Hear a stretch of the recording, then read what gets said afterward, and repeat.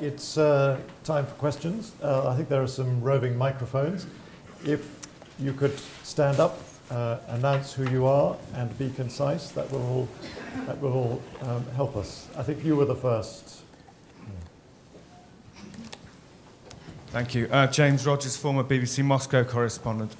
Dr. Shevtsova referred to the motley nature of the opposition facing Mr. Putin. Does that motley nature not mean that their effectiveness is necessarily going to be limited? Lilia.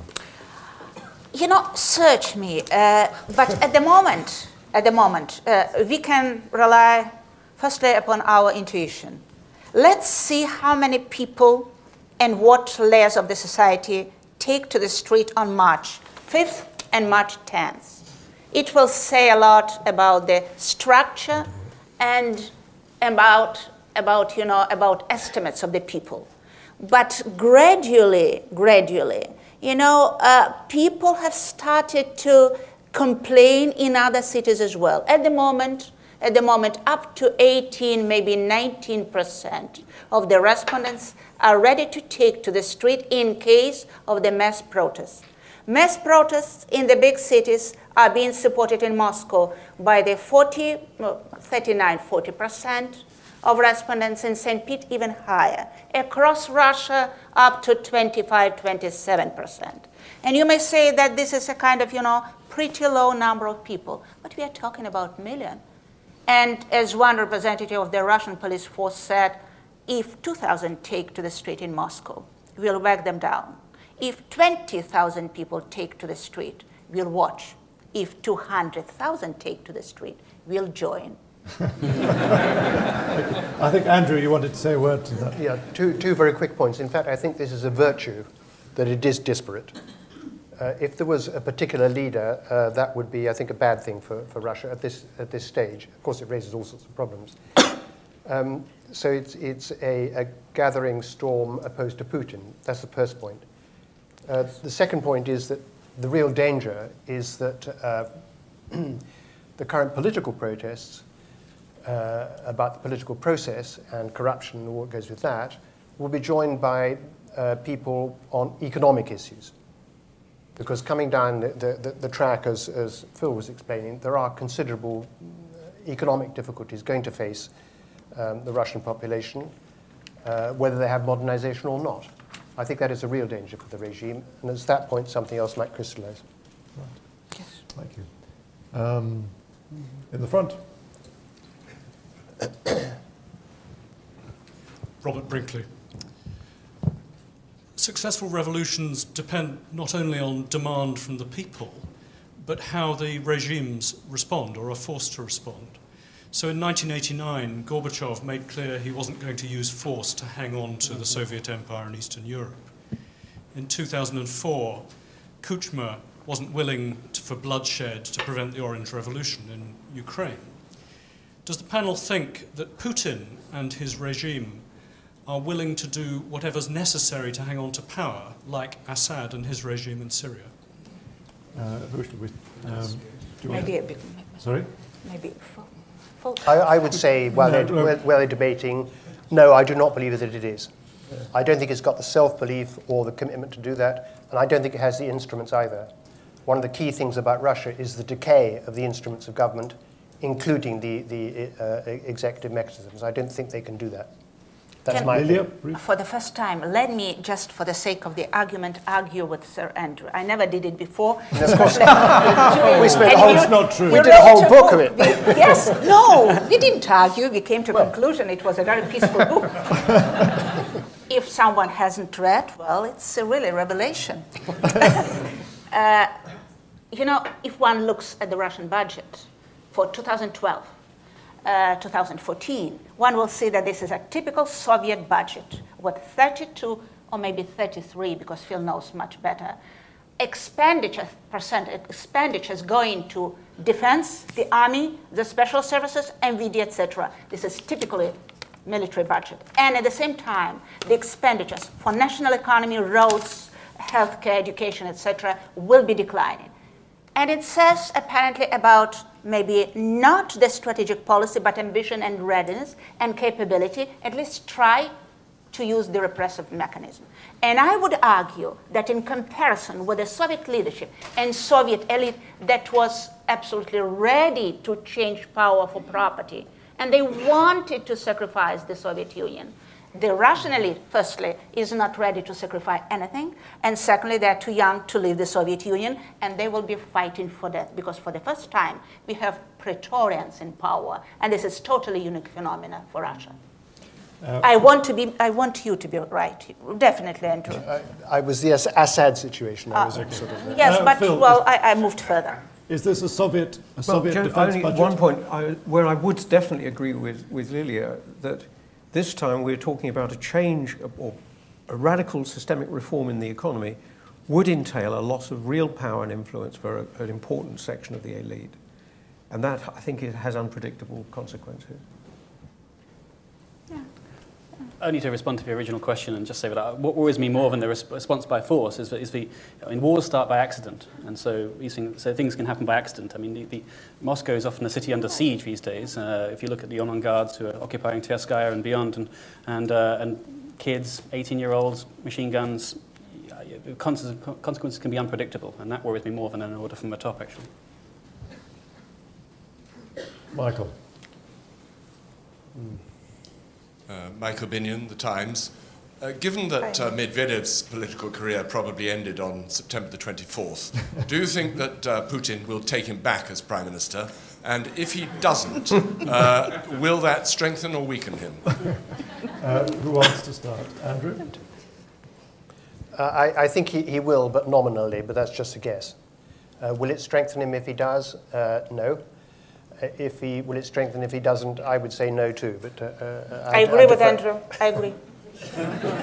Phil, you have any views on politics? I mean, there is the interesting question of what future there might be for Kudrin. And what bothers me now is that whereas I would see Kudrin, the former finance minister, now out of government and in some ways trying to act as a bridge between the protesters and the elite, I see Kudrin as the one hope for sorting out looming budget problems down the road. That's to say, if he returned, whether as finance minister or possibly as prime minister. But it does seem to me that with all the spending promises that Putin is now making, he's making it more and more difficult for Kudrin to come in and sort anything out. So I would see Kudrin as a more promising successor. I know you didn't ask about that, but I think Kudrin would be a more promising successor, but he's getting a very, very poisoned chalice handed to him if he does take over. Do you think Kudrin is the once and future king or finance minister?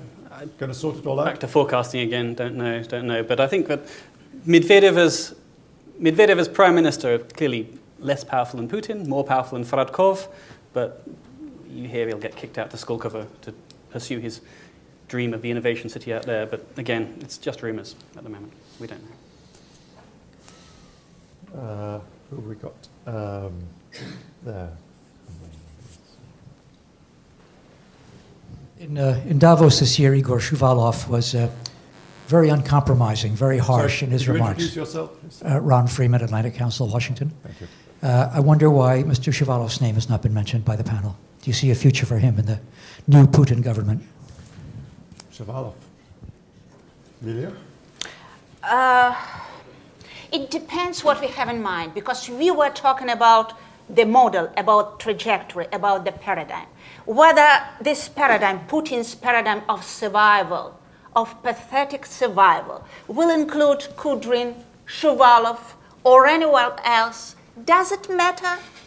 The only thing, if they really include someone really effective, efficient, like Kudrin or Shuvalov, it only will prolong the agony and the death. But the end will be the same. So it's only, the curtain already collapsed. The curtain fall. The curtain fall. There's still, standing on the scene. Whether Kudrin jumps in, well, they can stand 1 minute more. That's it. Phil, do you have any thoughts about that, Shuvalov? Well, just to say that I think the people who are often regarded as within-system liberals And Shuvalov is quite often mentioned in that context, although he seems to be a slightly opaque figure. But if you think of people like Shuvalov, Kudrin, and of course Chubais in the background, these people do have considerable competence. And I think one of the things that one could possibly see, and this is, I'm trying to avoid predicting it, but it's a possibility that you get a split between the liberally inclined members of the political elite and the more hardline people.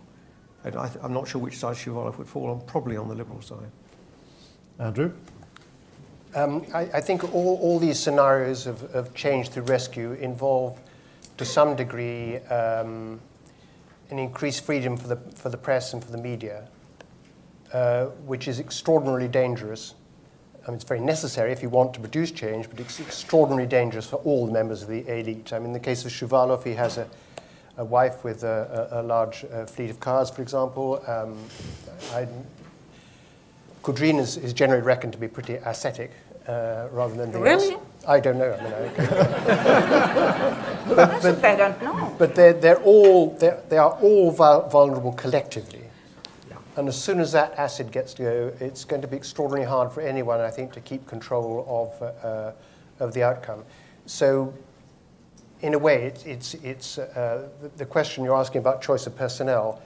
None of them, I think, can be a savior.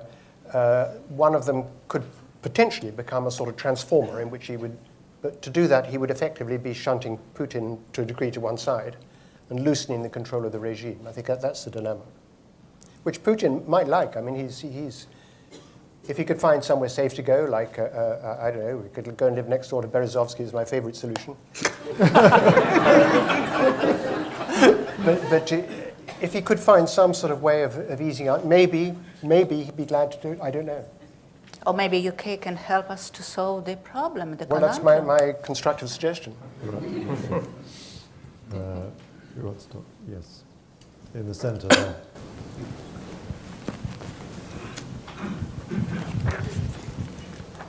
John Russell, University of Bradford. A question about Western promotion of democracy within Russia. Clearly, I think we could agree that the utility of the normative approach, that Western democracy is good per se, is somewhat compromised. And as James said, the materialist approach in the reset is pretty much dead. I wonder, and this isn't so much a question to the panelists themselves, but whether they think that Western governments have exploited the cultural approach, that is treating Russian democracy as a very, very different thing. You know, horses for courses. Have Western governments exploited the cultural approach sufficiently? So, should we be putting Russian democracy in a separate but equal box to liberal democracy? Who wants to answer that? Lilia. But I assume that this was the question to my colleagues. No?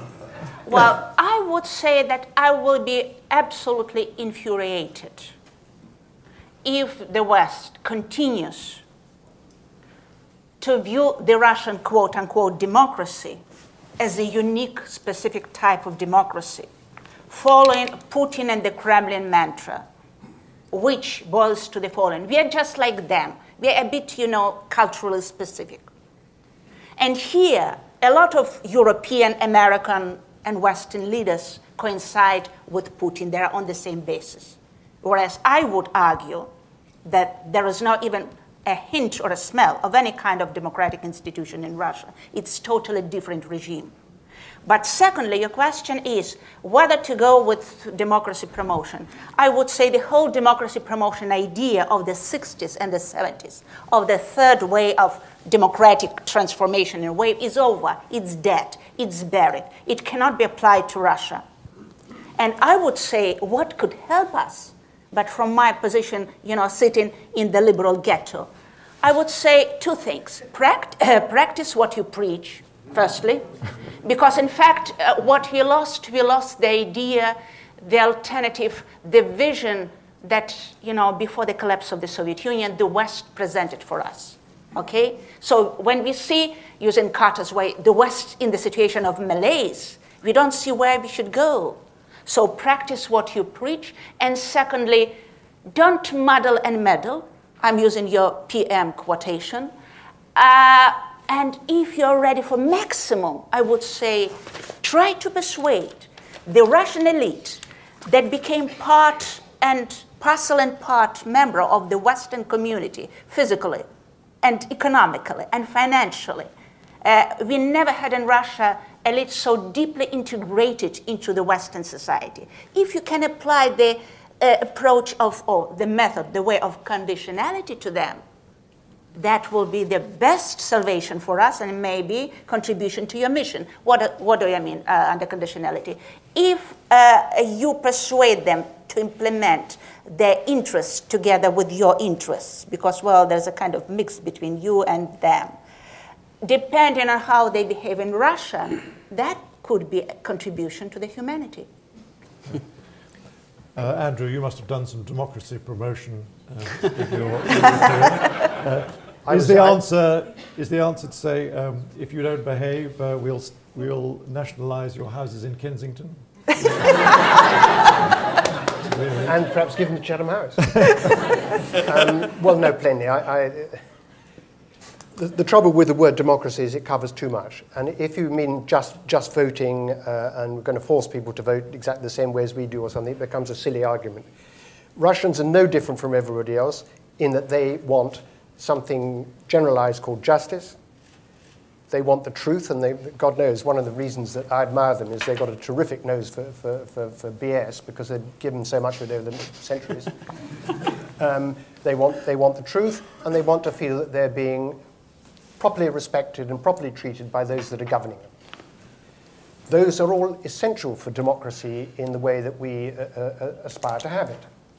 It isn't simply a matter of forcing people, if you like, to vote honestly. But I think it is part of that people in general prefer to vote honestly and have their votes respected. And they prefer a mechanism which involves a transmission of ideas and beliefs and assumptions between the governed and the governed. And Russia is no different from everybody else in that respect. The report itself actually has a number of recommendations which bear on this. Centrally, that we should not regard ourselves as talking just to the leadership. We should regard ourselves as talking to the whole of Russian society as far as we can. And secondly, that in thinking about Russia and in addressing Russia, we should do so as far as we can, honestly, openly, and be open to argument. I mean, we don't say that we've necessarily got it right.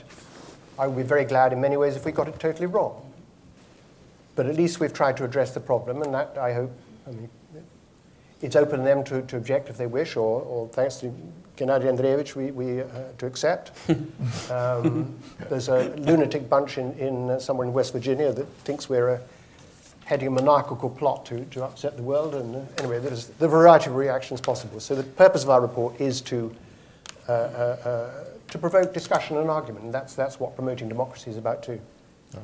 Chatham House to release war plan versus Russia from the LaRouche Political Action Committee. Can I just respond very briefly on the culture aspect that John mentioned? John, I do think that there is a great deal of interaction culturally between the UK and Russia, and I think that's it's tremendous. And there's a tremendous respect and a great interaction. I couldn't be more delighted that there's a Russian wing of Waterstones opening up next week, in Piccadilly, in fact. It's marvellous. But I'm not sure it helps with issues like the ABM Treaty and missile defence or with spheres of influence in the former Soviet space. I want absolutely more culture, but it's thornier issues, which often it's used to sort of, it hides some of the more difficult stuff sometimes. Hannah, I think you've got some questions from the web community. So the communications department has received quite a few questions via Twitter. Laura James Horrocks is wondering if there is much public and media criticism of Russian foreign policy inside Russia vis-a-vis Syria. Yep. And Magdalena Nazieniak would like to know if Russia will soften its stance on Syria after the elections. Right. Two questions on Syria. Is the Russian public critical of the Kremlin's stance on Syria, and is there likely to be a change? James, do you want to start with that? Yep. After the elections. I mean, foreign policy is, in Russia, just like anywhere else, not an electoral issue. And broadly speaking, the Russians tend to follow public opinion as far as foreign policy is concerned, which is to have a very strong, robust foreign policy. And they appreciate it when Putin has set out his stall and set himself in opposition to Western hegemony, if you like. So I do feel that there's not a great deal that Putin feels needs changing as far as his own electorate is concerned of foreign policy. With regards to Syria, then, as I say, I don't understand still to this day why Russia is back to losing horse.